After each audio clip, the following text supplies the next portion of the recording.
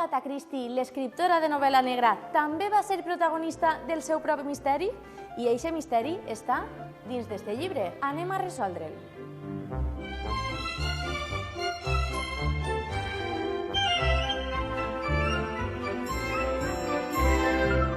Conteu-me, quin misteri amaga este llibre? Amaga el misteri de la desaparició d'Agatha Christie, que va estar 11 dies desapareguda, i quan va reaparèixer en Harrogate va dir que havia tingut una amnèsia i no recordava res del que havia passat. Però és realitat o ficció? És una barreja de realitat i ficció. Hi ha moltes coses d'una novel·la que estan documentades i després hi ha tota la part de ficció, que és on està el meollo de la novel·la, que això s'ho vam inventar, Jordi i jo, clar. Personatges que apareixen en la novel·la són personatges reals. El seu home li va dir que se la deixava, que se n'anava en una altra, i ella va desaparèixer, ningú sabia on estava. El cotxe és el d'ella, que apareix i apareix en unes taques de sang, i tot això està en la premsa a l'època.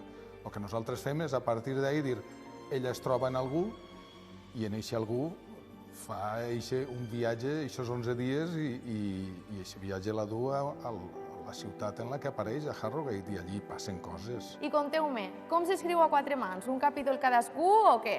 Nosaltres ens trobem fent-se un cafè o fent-se una cervesa i parlem de l'estructura i repartim la faena. Això té un component de sorpresa per a l'altre, perquè quan tu reps el que ha escrit el teu company i amic, moltes voltes el sorprèn perquè no t'esperaves això. Que el més important no és el que pensa ell ni el que pensa jo.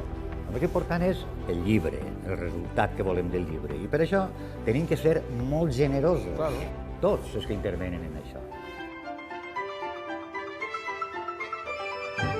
Companys, misteri resolt.